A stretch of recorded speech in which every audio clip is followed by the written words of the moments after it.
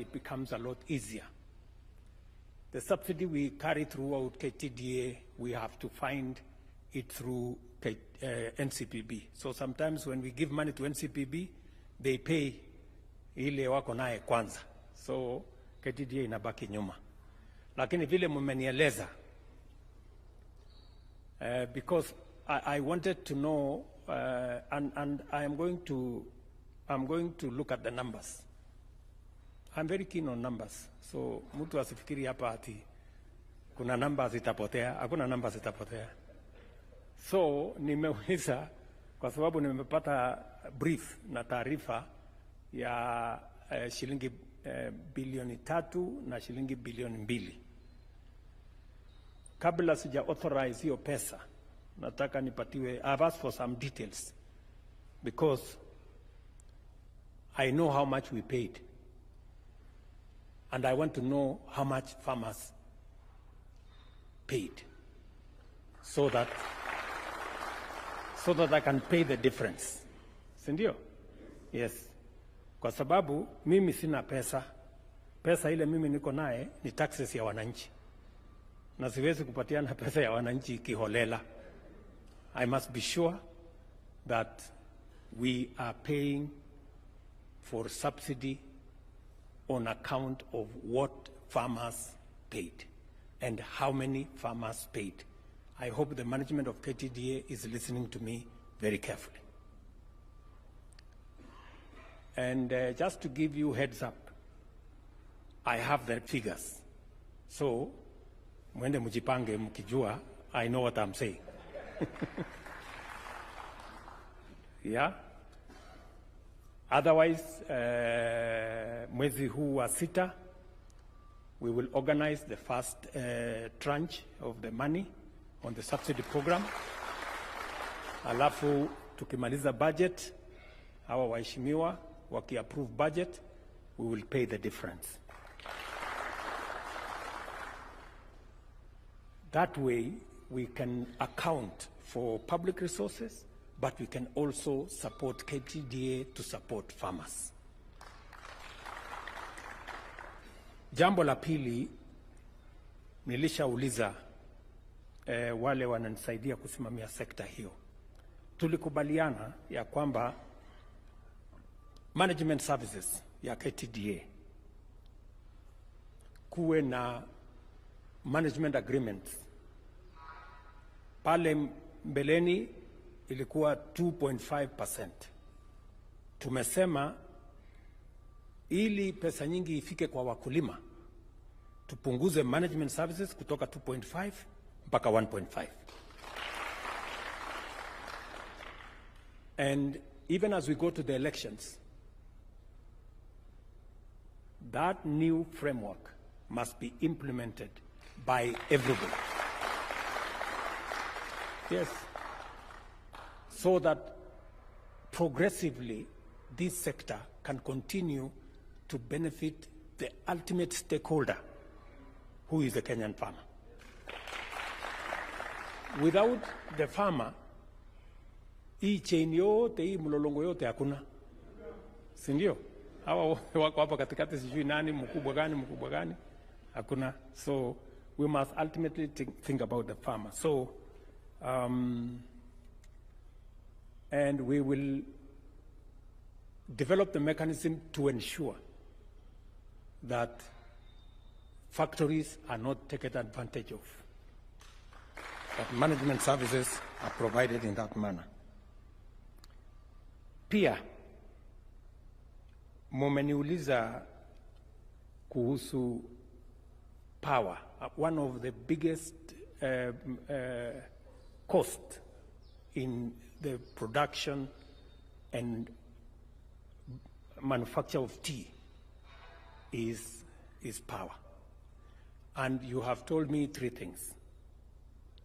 Number 1, mumenieleza ya kwamba you want a mechanism where there is a willing facility to allow farmers who have hydro facilities to feed into the national tariff and to be able, when they are not using the power, to be paid for that tariff.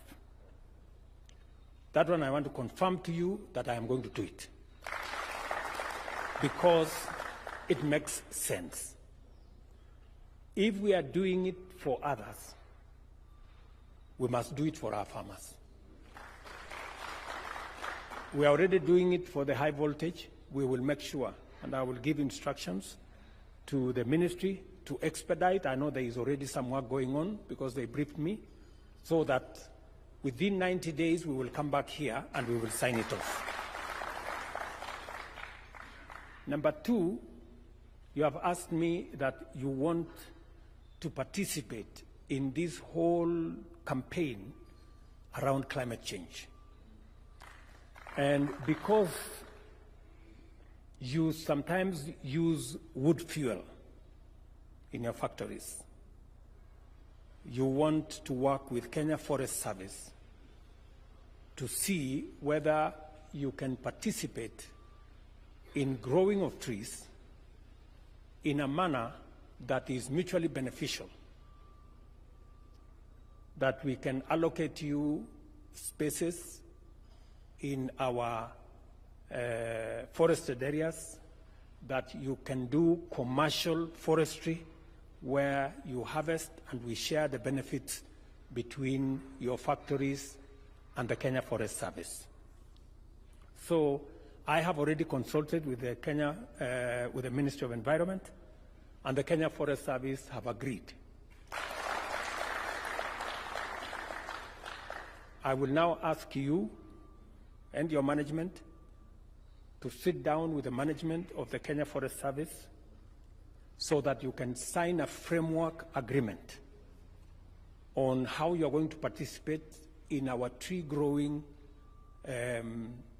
endeavor, but in the process also be able to harvest trees commercially in a manner that is beneficial to you and beneficial to us. So hiyo mpango nimeshaongea na watu wa wizara yetu ya mazingira na idara ya Kenya Forest Service. You can work with them, and again we will come back here, God willing, in 90 days so that we can come and consummate that process.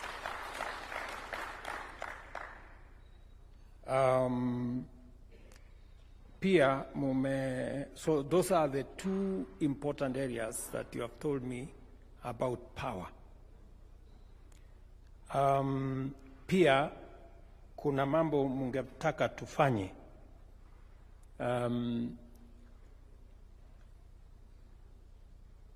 Na ni mambo ambayo yatatusaidia katika hii area ya value addition. How do we grow the market? How do we improve earnings of our farmers? Kwanza waja nianze na Iran. Iran, rais wa Iran alikuwa hapa na tuliongea na yeye kwa kirefu. Juzi nimetuma balozi mpya wa Kenya kule Iran, na nimempatia brief mzuri ya kati ya mambo lazima afanye akiwa Iran, na nimempatia 90 days. Sasa siku 45 imeisha, na ngojea another 45 days, alafu nitamuuliza vile mambo yalivyo. Kwa sababu soko ya Iran ni soko ya muhimu, na tulipata matatizo kwa sababu ya wafanyabiashara walioleta hitilafu. Mahali fulani mfanyabiashara mmoja hapa Kenya na mwingine kule walikosana wakatuletea matatizo. So that market, we will focus on it, and it is my intention to unlock that market because I know the value of that market. Ya pili ni the potential we have in orthodox and other specialized teas. That is a very useful space. That's a very important area because as the leader of majority said here, we need a strategy as a country. We need a strategy on how to package, first even to grow, to manufacture, to package, to sell, to brand our tea so that we get the right value. We are the third largest producer of tea in the world. And yet, there is no Kenyan tea brand. It is unforgivable. You know? We cannot be producers of that magnitude. And nobody knows. There is nowhere. If you go outside Kenya, you will find no market. You will find no supermarket that sells Kenyan tea. So Kenyan tea is sold, you know, in all manner of brands, except a Kenyan brand. So we cannot continue this way because we are serving other people's interests. We are not serving our own interests. I mean, how is it the case that we are selling 96% of our tea in bulk, in sacks, you know, with no brand? Gunia tu imewekwa hapo, inaandika tu black tea. From where, nobody knows. Going where, nobody knows. You know, we must correct that. And we must begin. Nobody should tell us it's too late. Last year,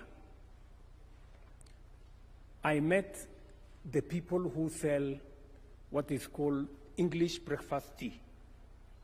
Those people called Liptons. I sat with them last year in Amsterdam. And I asked them, I mean, surely, you know, there is no English tea anywhere in the world. There is no single bush of tea in England. So why are you selling a fallacy? You know? They said, yes, we know that. In fact, of all their tea, and they are the largest tea marketers in the world, 50% of their tea come from Kenya. Right? So I told them, we need to have a conversation. It cannot continue like this. Because ikisonga-songa vile inaendelea, nyinyi lazima mutafute chai yenu, ndio muuze. Hii yetu, we have to find a name for this tea of ours. Subsequently, they followed me, they came here. We had a meeting with them. Wakaniambia ile maneno ulituambia tumesikia. Sasa tunataka mutueleze, munataka tufanye namna gani. So tumeketi chini na wao. Sasa wamekubali. Walikuja tena last week. Kwa wale mnafuatilia. Walikuwa hapa last week. Sasa wamekubali mambo mawili. Ya kwanza wamekubali, we are going to develop a Kenyan brand together. The same way Sri Lanka have Ceylon tea. And you know, let me give you the story. Ceylon, Sri Lanka, they produce half the tea we produce, right? They produce like 250 million kilos. We produce 500 million kilos. We sell and make 1.2 something, $1.4 billion. They make 2.5 or 2.6 billion dollars. They produce half our quantity, yet they sell twice our price. Unaona ile hasara tuko naye? I mean, meaning, let me give you what it means. It means if they are making 2.5 billion for 250 million kilos, if it was 500 million kilos, they would be making how much, Bwana Chairman? $5 billion. Yeah? They'd be making $5 billion. Which means instead of us making $1.4 billion, we should be making $5 billion. That's what it is. And how does it happen? Get the right brand, get the right packaging, do the right marketing. That's what we must do. You know, the leader of majority was harassing me that I should do it because he knows I'm already doing it. Yeah, because he knows we are on course. So I told you that we have agreed two things. Number two, we have also agreed to set up an academy in Kenya where we are going to have this conversation about tea. How do we grow the tea? How do we do it properly? So we are well on course. And I'm going to ask that we all hem in and do what we must. Number three, and I want you to listen to me very carefully. Last year, these MPs are here, we changed the law to remove taxes on materials for packaging of tea. We did that in the last year's budget as a first step. Number two, I want to promise you that we must develop common user facilities. I heard the chairman say this. We need to expand common user facilities so that we begin the branding of our tea. We begin the packaging of our tea. We cannot continue to export our tea in sacks.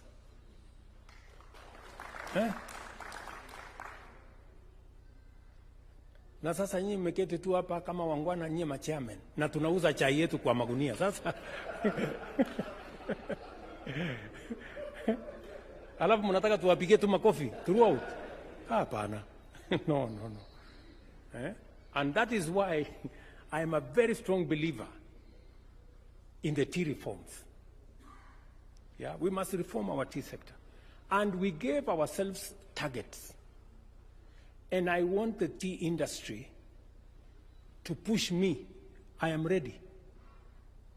We need this. So long as you promise me that in the next 3, maximum to 5 years, we will be exporting our tea 60% value added. Lakini kama tunaendelea na hii 96% tunauza tu chai kwa magunia, haiwezi kuendelea namna hiyo. Ama namna gani ndugu zangu? Si namna hiyo? Yes, you people must also think.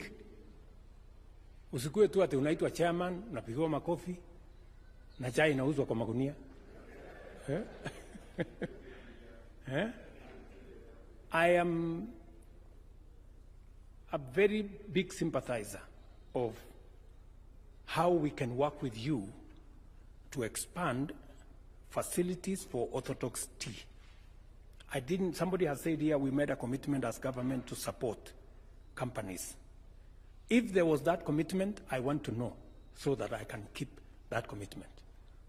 Bwana Chairman, kama hiyo commitment iko, watu wangu hapa nitamwambia waziri so that we sit down and we structure that support so that we can get our companies to produce specialty teas. And I am ready to put public money to support that industry because of the so many people who become ultimately the beneficiaries of this sector. And I know for sure that if we invest in common user facilities, if we invest in specialty teas, if we do more value addition, we can double our earnings from tea. And that is what we must do. Ninyi mnanisikia?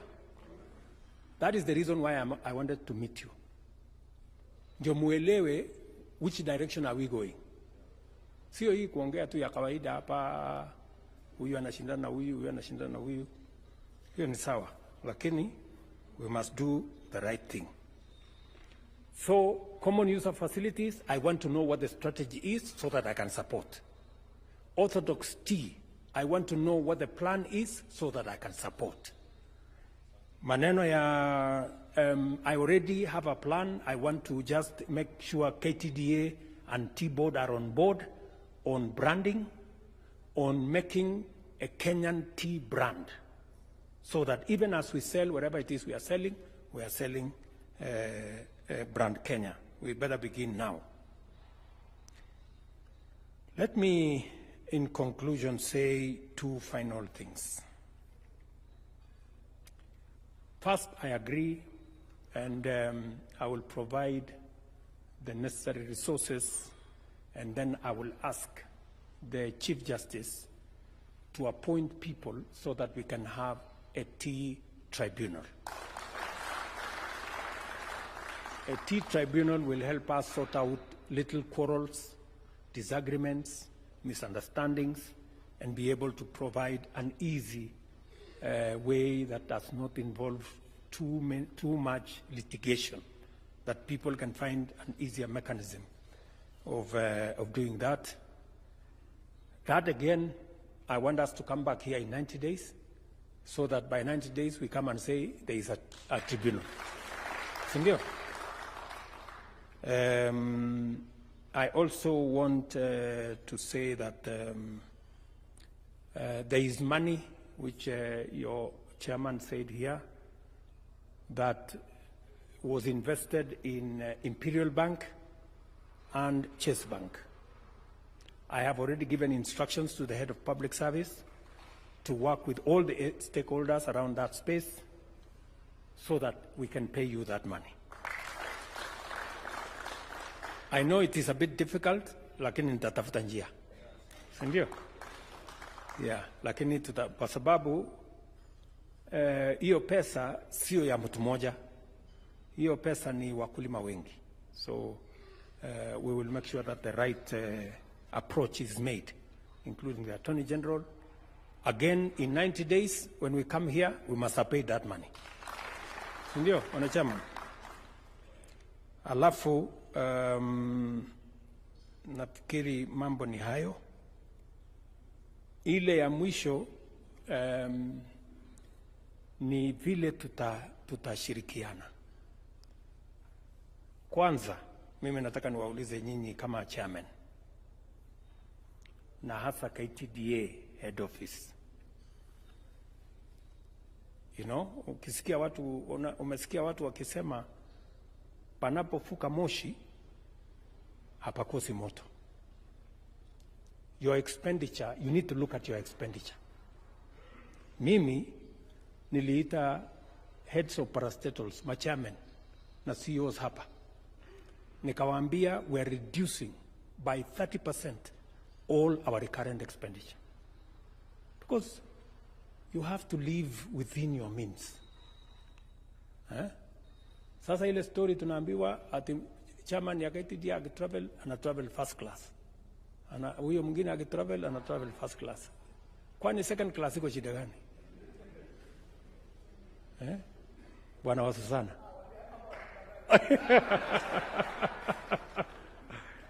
Huyu anasema au kusema ukweli, lakini so please, nimewaambia panapofuka moshi iko moto. So please, I want to tell you as a friend of farmers, we must manage unnecessary expenditure. This is not your money. This is farmers' money. You must have it in your mind, always. Yeah?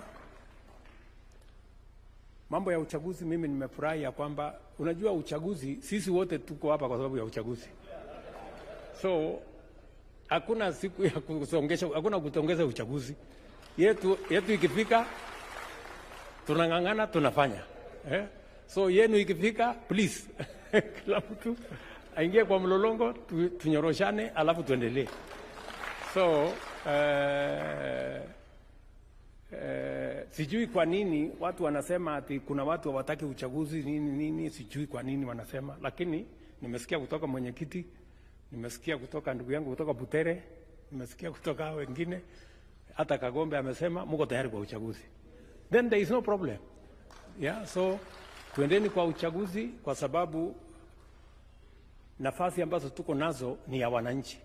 Na wananchi wakulima ndio watasema. Si ndio? So I think there shouldn't be any quarrel.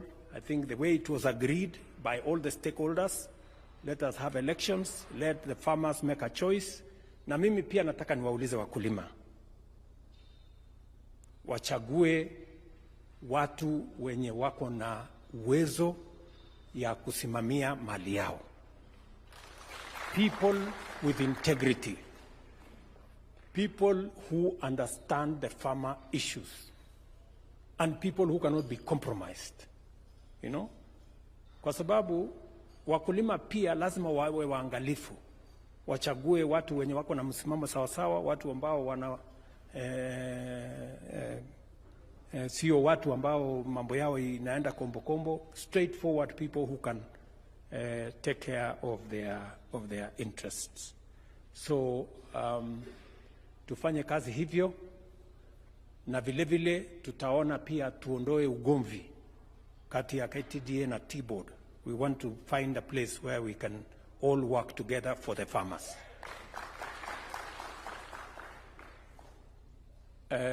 Unajua board ya KTDA ndio arm ya serikali ya kusaidia kufanya regulation ya hiyo sekta. Ya T-Board, ya T-Board ndio inanisaidia kufanya regulation ya hiyo sekta. Na kama kuna matatizo mnatueleza so that turekebishe.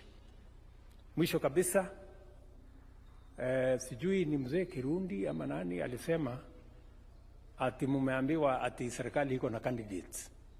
Please, sikieni na msikie kutoka kwangu. Serikali ya Kenya does not have any candidates for any position in any place in KTDA. Sawa. Candidates ni wananchi wenyewe, wale wakulima wenyewe ndio watapanga mambo hiyo ya candidates. Ndio, na kila mtu aende ajitetee kwa wakulima. Mimi mambo yangu ikifika, mimi naenda kujitetea kwa raia. So kila mtu, hakuna shortcut ati fulani anajulikana na fulani sijui nani. Yule anajulikana na mwenzake amuite kwa harusi ya watoto wake. Lakini sawa. So nimesikia pia chairman ananikumbusha mambo ya forensic audit ile ilifanywa.